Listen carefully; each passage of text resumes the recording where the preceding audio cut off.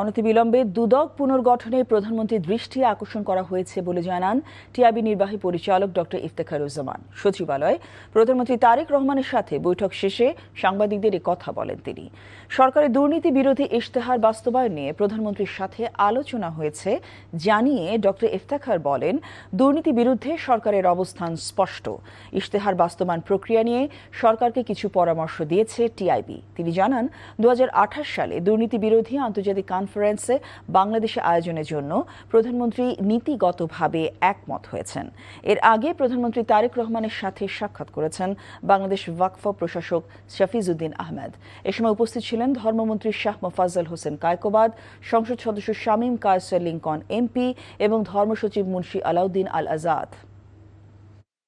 আন্তর্জাতিক দুর্নীতি বিরোধী কনফারেন্স সেটি বাংলাদেশে হোস্ট করা উচিত আমি মনে করি, আমি টিআইবি মনে করি।